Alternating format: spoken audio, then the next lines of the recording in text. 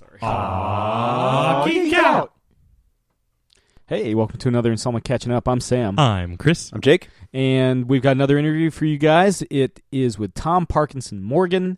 He is his webcomic, Kill 6 Billion Demons, is getting collected by Image Comics. The first volume comes out Wednesday, September 7th. So let's let him talk about it.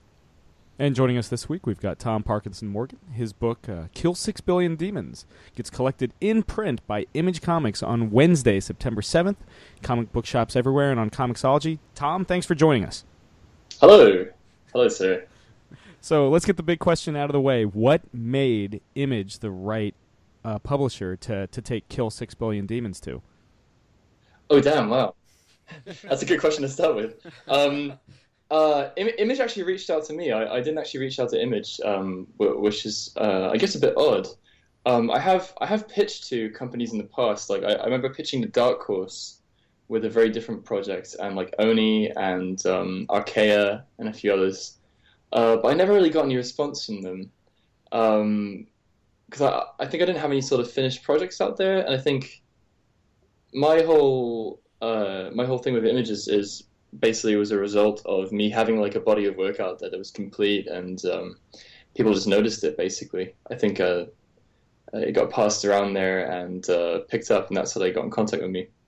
But I will say, I was actually planning at the time to eventually pitch something to Image, because I'm a huge fan of how Image runs things. It's a very creative-focused company, and that's very important for me. So I'm glad I'm doing it with Image, and ultimately, if they weren't that kind of company, I think things would have been different had I got a publishing offer from them. But they're a great company for people who want to make their own work, I think. How long had you been had you been following Image since the initial boom in the 90s with like Spawn, or was this something? Oh, damn. Nah. I'm a youngin' for one. And I didn't start reading comics until high school, I think. I wasn't really into them for a long time. I started with a lot of manga and stuff, which was not the best. I used to read lots of like really bad shonen in middle school and stuff. But I still have all that Dragon Ball Z. Yeah, DBZ and like Naruto and Bleach was another one I used to read. But I really got into like proper comics, like real graphic novel style comics in high school. My friend lent me a copy of Sandman, like the collected edition, which was fantastic, really good stuff. And so I never really got into Marvel, DC ever, or the superhero comic genre. Not to say that I wouldn't be amenable to that, but it seems like it's a big investment to get into it.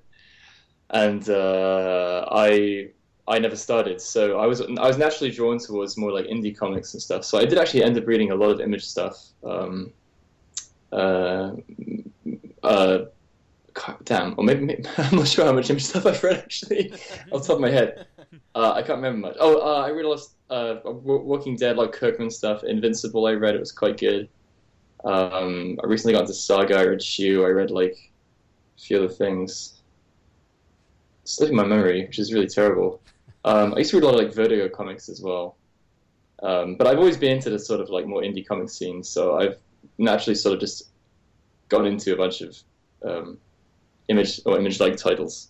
Well, you mentioned Sandman, and of course Sandman, he's always jumping in between like the, I guess, our world and the dream world and that sort of thing, or hell and facing like Lucifer and everything, which makes me kind of think of Kill 6 Billion Demons, where you've got Allison that gets transported to this like wild kind of there's a lot of Eastern influence in the setting in the demon world with the idea of like the 7 heavens, 7 hells, 7 like basically like video game bosses, like the But yeah, was Sandman a big influence kind of crafting that story? I wouldn't say like I was thinking of it when I wrote it, but you can never say what your influences are, right? Sometimes you just people will point out stuff to me in my comic, and I'll be like, oh yeah, I guess that was a huge influence. Or reminds me of this. A lot of people have compared my comic to the pen and paper RPG Exalted. I don't know if you guys ever heard of that. And I got this comparison enough that I was intrigued to check it out, and I had never heard of it before. But it did draw on a lot of the same sort of DNA as my comic. And I think that ends up happening a lot with a lot of influences. Stuff I really like tends to draw on the same sort of very basic, I guess, like elements or DNA of making comics, and so my comic ends up sharing a lot of stuff in common with them, I suppose. I think the biggest influence in my comic has been 1980s, 1970s French sci-fi comics and fantasy comics. I just read a shit. Yeah, I read it. I just used to read a shit ton of them, and that whole aesthetic was just extremely that was my. Can I curse on this podcast? Yes. Oh, I hope so. Yeah. Okay, I wasn't sure. I read a shit ton of those comics, and I love the shit. I'm like a big Mobius fan. I like Enki Bilal's stuff. I've read all the stuff I don't even know the author of, but like all the staples I used to read quite a bit, and I just love the inventiveness there. So were you a big fan of 2000 AD then, like the Judge Dredd stuff, or because like I saw a lot of like some of the big kind of shots in Kill 6 Billion Demons with just all the craziness and the everything going on. I got definitely like a Mega City 1 vibe, not necessarily like the look, but just kind of like that feel that you created this massive world and it's such a big part of your story. Yeah, I actually really like Judge Dredd. I haven't read a ton of it, but yeah, it's very much up my alley. It's really good stuff. I'm so glad that like everyone we interview like just loves Judge Dredd. Like it's like such a great thing, and that's just a strong thing to the character because he's just the best. Yeah, it has a good vibe to it. That's what I quite like about when I think about comic influence. I often think about like what kind of vibe, what kind of like feeling do I get from it, and that sense of like sort of very almost like savage fantasy you get from like a lot of like older French sci-fi comics and fantasy comics, where it's very much drawn from like pulp magazines, Oh yeah. Like I really like that vibe. That's a huge vibe. I love like the Conan the Barbarian style stuff, like old like 1970s Star Wars style stuff. Right on. Like that's a huge fan of that. And in the same way, I do like that Judge Dredd thing where it's that like sort of tongue-in-cheek, post-cyberpunk fascistic sort of mid-90s thing that went on. That was really good. Yeah, it's also like it's also that thing now where it feels like some of it's coming true, and it's like, wait, I just want to read it. I don't want to live this. You know what I mean? Yeah, right. Oh god, yeah, I know. But, I know. Transmetropolitan, also a huge fan of that. I realize I do like a lot of Vertigo comics. I think that's one thing that made a big impression on me. Mm-hmm. But then, of course, there's all the Eastern. There's a lot of. I was about to say Eastern European. That's not true at all. Eastern, like, there's a lot of kind of like Hinduism and Jainism. There's kind of a lot of those elements. Was that something that kind of mysticism and spirituality, something that you had been intrigued in? You had kind of hinted with the manga and stuff before. Yeah. I'm very interested in it, but I'm interested in religion in general. Actually, I'm not a very religious person, but I like religions as mythologies and as stories. I think they're very relevant and very interesting, and they ask very interesting questions. One of the reasons I quite like science fiction as a genre is it's a genre of books about asking interesting questions about the world. Like, what would happen if we could go back in time? What could happen if we could go to the speed of light? And that's what makes science fiction compelling to me. In the same way, I think a lot of religion or religious stories are quite compelling to me because they ask very interesting questions, like what is consciousness, or what is time, or what is the nature of being? What is the nature of paradox? That kind of stuff. So that's all kind of interesting stuff. And it's present in every religion. It's not just Eastern religions. I think I was pretty obviously influenced by Buddhism and Hinduism, and when crafting the religious elements in my comic, at the time I was making it, I was actually living in Japan, so that was a big influence on me as well.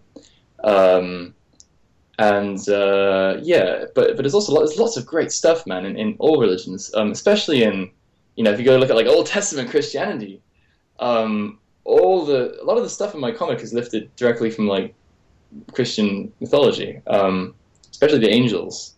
Because you go read like Old Testament angels, scriptures of angels, the first thing that angels have to do when they show up to somebody is say, "Don't be afraid," right? That's what Gabriel says to Mary. He says, "Be not afraid," right? Because his appearance is horrifying.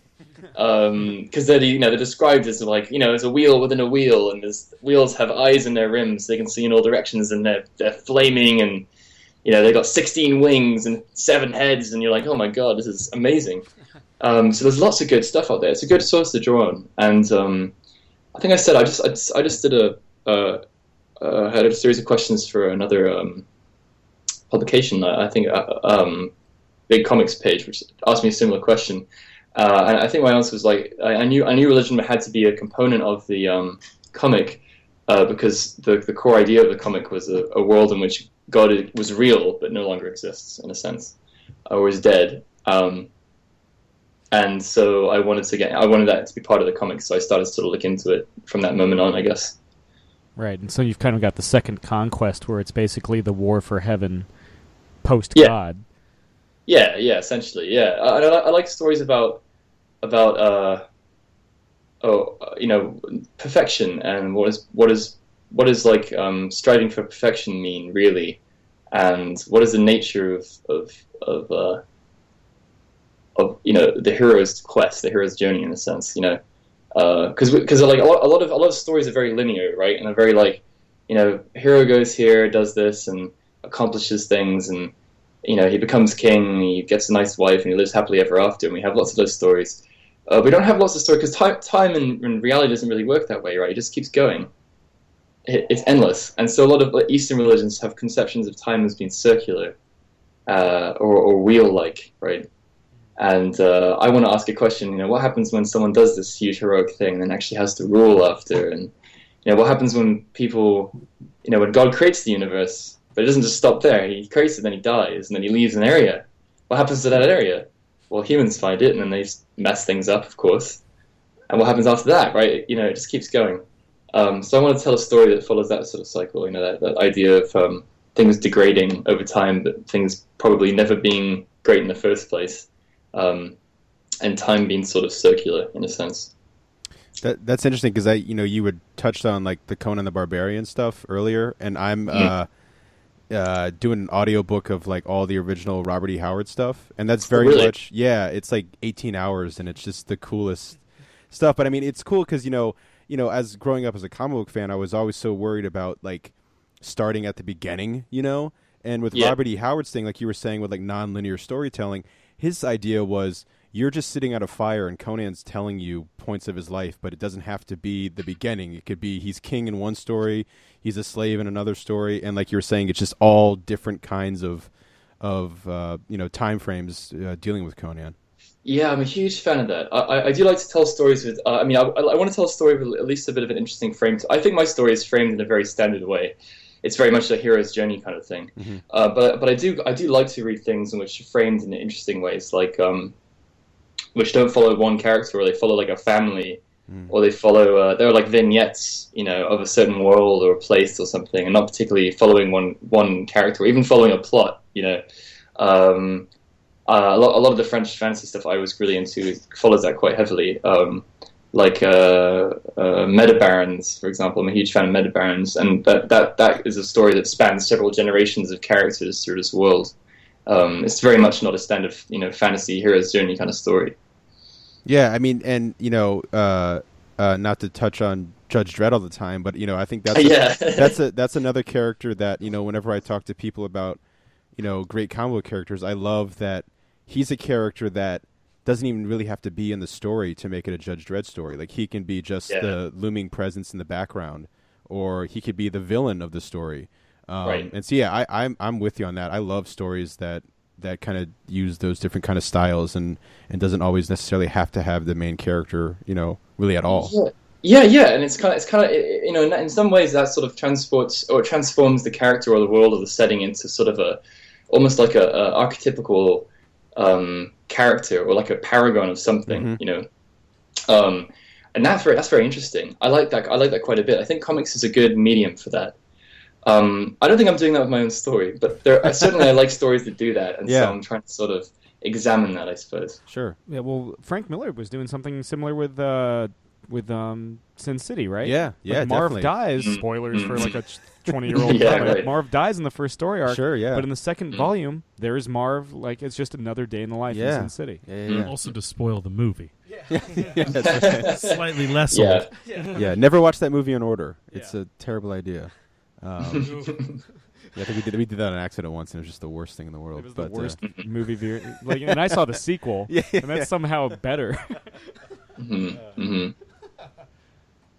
But Yeah, I kind of my goal with this comic is sort of to tell a story that is it's the hero's journey story, but I want to examine that story a bit because it's so well known in fantasy at this point, that I want to kind of look at what it means really, and what's the implication of the story, And there's an epic scope that you've built for this. I mean, every chapter ends with like this like religious text. I have to ask, how much of that religious text have you actually written? Like, how much have you written? Like an entire Bible's worth, or like Upanishads worth of? Oh, yeah. No, I actually write it as I go.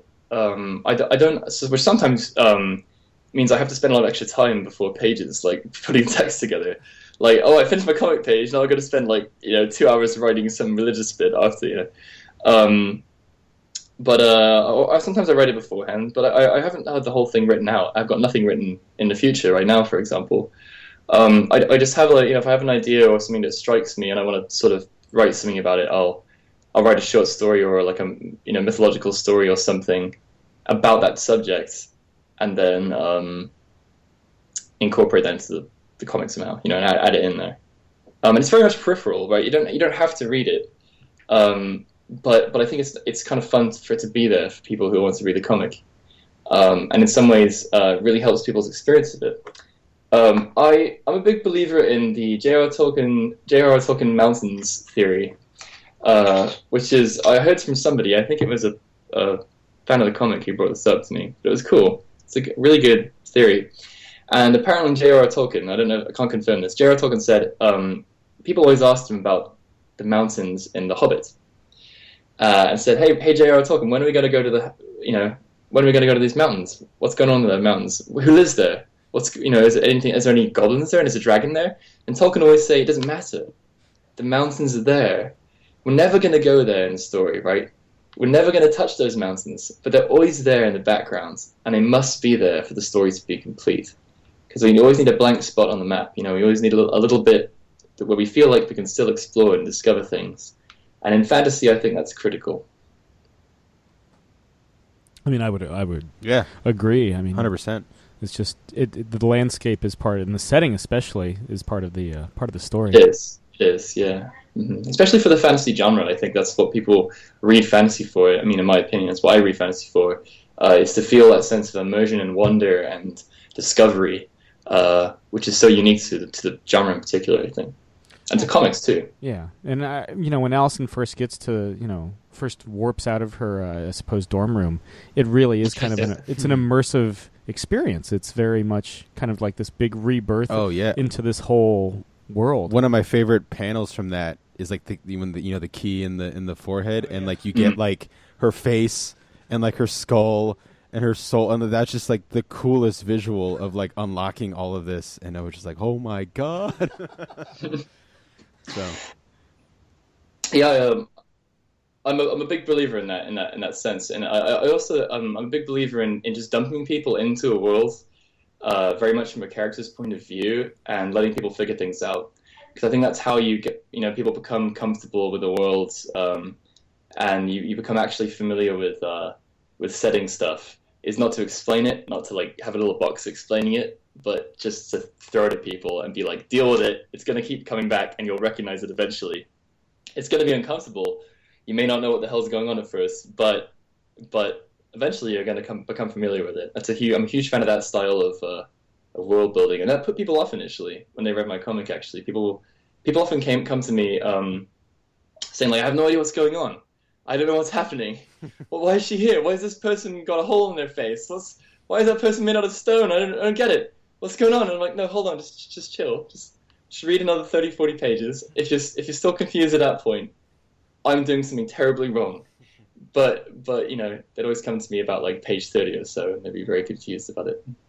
Yeah, I mean, because they're the readers theoretically taking it in the same time as Allison, who is like overwhelmed for a lot of the initial story. Yeah. People complain to me too a lot about Allison being a bit of a useless protagonist, which in no sense she is, and I wish I'd given him more of a like a animus, more of like a thing for us to sympathize more with her, which I think she gets a little bit at the end of the book, but she becomes more of a character as time goes on. I think you have to start I'm a big believer in characters having, development arcs, and so for a character to become a good character, strong character, they have to start sometimes as a weaker character that you might not like very much, Kind of track the trajectory of the character. Yeah. Now, do you kind of have an estimate on how, quickly? Again, the first volume is out September 7th in comic book shops everywhere. Do you have an estimate on when, we'll see, say, volume 2 and 3 and down, so on and so forth? Well, I haven't heard anything from Image yet about publishing the next volumes. I assume they're interested. If that's the case, it'll probably come out about the same time next year, I think. But I can't confirm anything. I'm not sure if they'll want to publish it or not. But I certainly hope they will. And I hope I'll be able to do a volume 2. I have almost all the material finished for it. I think we're almost 9 to 10 pages off the end of volume 2, as of this podcast, I guess. So it should be finished in about a month or 2. Yeah, because without giving the game away, there's a crossroads at the end of volume 1. So yes, very curious to see, when we can see more and more of the, Allie's story and his journey. Yeah, how much have you guys read so far? Just the first volume. Mm-hmm. Oh wow, damn. Okay, man, that's so fun. That's so funny because I think the second volume is actually much better written and drawn, right? Naturally, because I drew the first part, 3 years ago. It's actually very weird to be now publishing something that I started work on 3 years ago, and I'm not particularly going like, that's not my best work, it's not great, and the story's a bit muddled and that stuff. And the second one's much better, but again. I guess that'll come out next year. But there's almost 200 pages plus of the comic now. Actually, there is 200 pages plus of the comic, and the first volume is only up to page 92. So there's a whole other 120 pages. Nice. It's all online at kill6billiondemons.com on the webcomic, so you can read it there. But if you're waiting for a print volume, I imagine it'll come out next year, and the volume should release yearly if all goes according to plan. Oh, sweet, man. Looking forward to it. Yeah. Now, Tom, something we ask everybody that comes on the show, what are you currently geeking out over? Ooh, damn. I'm geeking out over Stranger Things. That's an incredibly good show. I think that was something I watched recently. I was a huge fan of. It's again, it's one of those things where it really captured the vibe, the feeling, and the influences of those a lot of 80s, 90s movies, Spielberg movies, Stephen King novels, that kind of thing, and it's did it extremely well. So I was a huge fan of that. Kind of the Amblin Entertainment, like the Lost Amblin Entertainment show. Yeah, it's really good though. I highly recommend if you guys haven't given it a watch yet. It's 8 episodes. It's all up on Netflix. Very, very easy to get through. Yeah, most of us have watched at least a good chunk of it. I know I've finished it. I forget about the rest of us. I haven't yet, but I've seen the premiere. It's awesome. I mean, yeah, it's like kind of like what you were saying. If Steven Spielberg directed a script by Stephen King and it was scored by John Carpenter, it would be Stranger Things. It's like all my favorite things at once. Yeah, if that doesn't get you excited, what is wrong with you? Is there anything else you've been kind of vibing on, kind of really kind of enjoying? Oh damn. I don't. It's funny because I'll tell you. Actually, the thing I have been vibing on. I went back and I've been rereading Brandon Graham's Prophet, and it's extremely good. Huge fan of it. I'm biased because Brandon Graham is someone who's worked with me a lot on getting the book to Image. He sort of mentored me through the entire process. Just been an incredible guy. Had no obligation to do so. Just was, just helped me out. Gave me a lot of help and assistance and information along the way. They really helped me bring the stuff to print. Oh. I think he was the first person to pass it around the Image guys as well. So you can probably thank him directly for bringing the book to Image. Excellent. But he writes a comic called Prophet, and actually Prophet Earthwar I think is out same month as my comic, if not the same week. Yeah, we've almost had him on the show before, but I mean he's which isn't to say that you're not busy or we're not busy, but he's like, I remember we caught him at a particular like busy moment, so that ended up maybe down the line. Yeah, he's great. I really admire what he's doing in comics right now, which is basically finding people whose aesthetic he really enjoys and just pulling them on the comics train, trying to get their work exposed. And it's great because the people he's pulling on are fantastic. Really good stuff. Now, before we sign off, Tom, is there anything else that you'd like to plug? Well, aside from Prophet, go read Prophet, please. Of course, Kill 6 Billion Demons. Of course. Oh, Kill 6 Billion Demons. Yeah, please read that. It's coming out in a little less than a month now. Nothing in particular. I would say keep reading comics, man. It's a wonderful time for comics. There's a lot of really cool creators out there, and the whole like indie scene is growing quite substantially, and the webcomic scene too. If you haven't gotten into webcomics yet, please get started, because there's so much good stuff out there, and original stuff.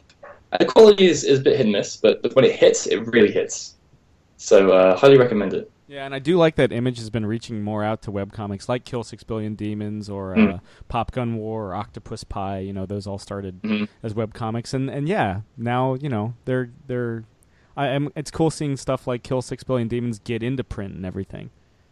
Yeah, I think it's really special. I never anticipated getting a book published. I sort of just wanted to get a comic online, get exposure for my work, that kind of thing. So it's been a sort of very weird journey for me. But I'm very humbled that Image has chosen to publish. So that's fantastic. And I hope it happens to more webcomic creators in the future, because a lot of people deserve it, man. It's some good stuff out there. Right on. Well, Tom, thanks again for coming on. And again, Kill 6 Billion Demons in comic book shops everywhere on Wednesday, September 7th, and on Comixology. Tom, thanks again. Thank you very much. I always feel like our establishment gets a little classier when we have someone that's British come on. Yeah. Yes, and that usually means we get to talk about Judge Dredd. Yeah. Which you managed to fit. As if you don't try to find. Well, I remember I was like, I don't know, I don't want to mention this, and I was, because I'm waiting for that moment. I'm like, oh yeah, like Dredd. He's just like, no, but luckily he was like, fuck yeah, so. Good stuff. He was a good guy to have on. I enjoyed talking to him. Yeah, very. I was talking to him after the show, and he was just like, "Yeah, I'm going to check you guys out." And it's like, okay, at your own risk. Yeah. I highlighted specific episodes. I was like, these are fine. He's specifically not going to listen to those now. Yeah, so like, let's hear what the other ones sound like. Listen to the Boner one. Yeah. The Boner one? Boner. Oh, Boner one? Everyone listens to the Boner one. Yeah, it's still our highest download. I checked just today. It's still the only single episode that's gotten more than 100 downloads. Maybe we need to put Boner in the title for like okay. Yeah. Kill 6 billion boners. 6 billion boners. that could be our thing. Like how Friends is like the one with blah blah blah. It could be like kill just Boner, just throw Boner in. Yeah. You got a Xbox One. I did. Yeah, someone at work was talking about like Arkham Knight and all these other Batman games, or just Batman in general, and they were like, what do you think about it? I was like, I don't have an Xbox One. He's like, oh man, really? When are you going to get it? And I was just like, tomorrow. And I did. Like I was kind of putting some money aside, and I have no problem buying used. The guy showed it to me. It was all packaged nice. It was like plaster, the plastic on top to make it look refurbished. Thank you. Yeah. And the only game I had just zeroed in was Arkham Knight. I was like, I got to get Arkham Knight, because I was replaying Arkham City, and I saw the honest trailers about Arkham Knight, and I was like, let's just fucking do this, man. I've been back on a Batman kick, although like he's always there, along with Superman and stuff, but in the shadows. Yeah, just reading a lot of Batman again and whatnot. And the guy was like, "Oh, I guess we're doing a promotion. Arkham Knight's free. You want something else?" I was like, "Mad Max."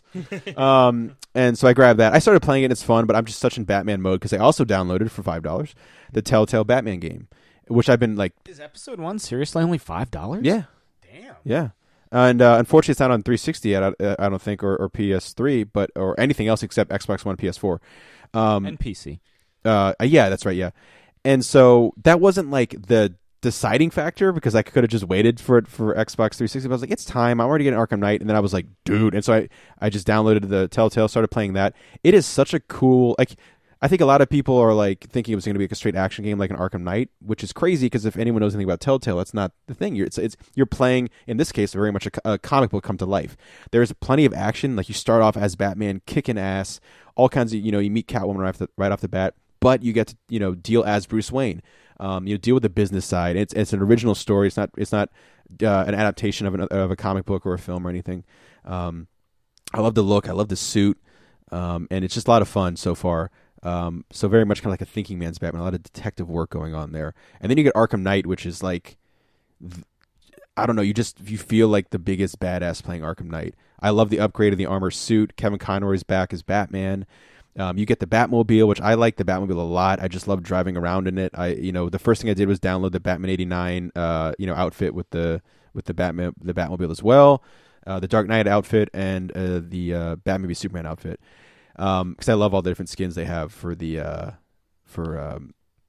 games. All the different skins for all. But do they have the Adam West bat suit? Yeah, somewhere. I didn't download that one. You can also get the 66 Batmobile, but I was just honing in on those ones. But just a great gameplay. I was telling Sam earlier, it's got all the best elements of the three, the ones before it, and it's just this grand scale. You get to meet all the villains, not all of them, a lot of the villains, and it's like that game, you get to be the Batman. It's just such a fun, badass game, and honestly, in my opinion, if you enjoyed the first three, this one's just going to be just as much fun, and you're going to love it. So I recommend it to anybody, and I think maybe halfway done, but just the main story. There's so much other stuff going on. So totally in like Batman video game mode, and like I said, the yin and yang of Arkham Knight compared to the Telltale Batman is kind of a nice like breather in between because you get to do a little more, and that's not to say Arkham Knight's just like straight ass kicking. If you played any of the Arkham games, there's a lot of thinking and detective stuff going on as well.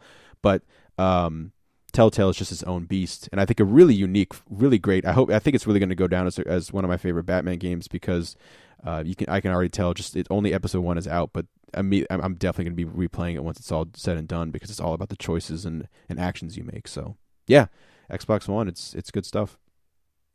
Yeah, you do anything interesting this week, Chris? Not really. I had to work a lot this week. Mostly just continued watching a lot of Psych and Star Trek: The Next Generation. How deep are you in Next Gen? I think about halfway through season 5. Yeah.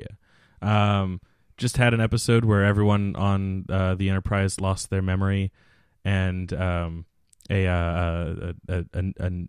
entity came on board and pretended to be one of their crew members, who was like, "Oh, hey, look, we have a mission to go destroy this race because we've been at war with them for 1,000 years or whatever." And it was pretty exciting watching them figure out, wait a second, no, this guy just wants us to kill these people. Yeah, I mean, you're in the prime stuff. Once you hit like season 4, it's like just firing on all cylinders. Yeah. No, it's been really well written for like the whole. Yeah, I agree. Like season 3 was its upswing, and then like 4 was just hit the ground running. And like I can't say there's been a like bad episode since then. Let me know. I'm sure it'll happen. Yeah, let me know when you're done because there's an episode. I don't even want to tell you what happens in the episode because I mean it's just so like patently fucking ridiculous. But yeah, what? That's cool. One of my favorite things, real quick, 0 to 100, real Chris, was I had woke up to a text like Friday or Saturday or something of a guy had walked into the bar wearing the Anthrax Judge Dredd shirt, I Am the Law shirt, and I was like, oh, that's fucking badass, the shirt you're talking about. And then that day at work, a guy came in wearing a Manowar shirt that I was telling Chris about. So it was like the two fandoms. And I woke up to that to me going, hey, there's a guy wearing, like, I swear to God, it wasn't just me trying to be like equally like whatever. There's a dude who walked in the Mount Vernon wearing like a massive Manowar shirt. He's like, yeah, bro. The gods of metal were smiling down upon us. Yeah, that's right. So, Cool. Yeah. Sweet. You do anything fun, Sam? I might. Well, I don't want Meet to another beetle. Yeah, meet another beetle. Well, the only other two are dead, which I guess doesn't preclude that possibility. No, I don't want to jinx anything, but I might have a new place like to live this week. So very cool. Yeah, we'll see, won't we? I mean, the application's out. I just need to. We'll see. I mean, it's always it's always a little nerve-wracking, but nothing really out of the ordinary. I don't think this past week. Damn, yeah, it's been just kind of same old, just another week in paradise. Mm-hmm. Yeah, I will say, like, the next couple weeks, like the next couple weekends, I've got shit going on. Like this coming weekend, I'm supposed to go like tubing in Harper's Ferry. Oh, nice! I love Harper's Ferry. Yeah, it's great. And the weekend after that, I'm supposed to go to a bachelor party in the Outer Banks. Nice. That's why I can't do Baltimore Comic Con. Are you, Chris? Are you doing Baltimore Comic Con? I wasn't planning on it. I might, like, if I go, it's probably going to be Sunday. Yeah. My Are dad there and I still might tickets stop by. available? I think so. It never really sells out historically. Maybe so we'll see. I mean, I got to figure out my schedule and stuff. Working. I mean, if you want to go Sunday, I took Sundays off at the theater, so I could go up with you. Cool.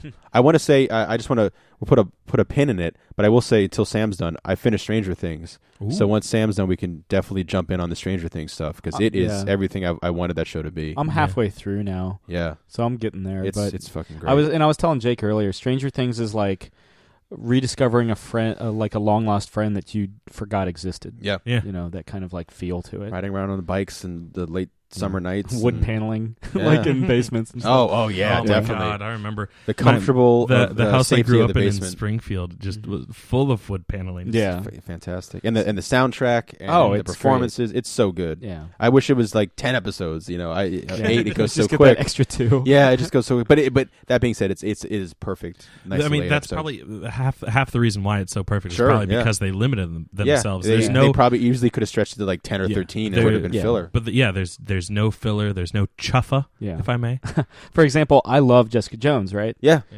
But it didn't need to be 13 I think episodes. we might have even talked about that. Like it could have been like just a it could have been a it's solid great. 10. It's great, but it could have been 10 episodes. A perfect 10. Yeah. Starring Bo Derek and Dudley Moore. Yeah. Yes. Yeah, but you guys the wrestler Ty Dillinger. Sure. He's on NXT. Sure. His thing is that he's the perfect 10. Sure. Okay.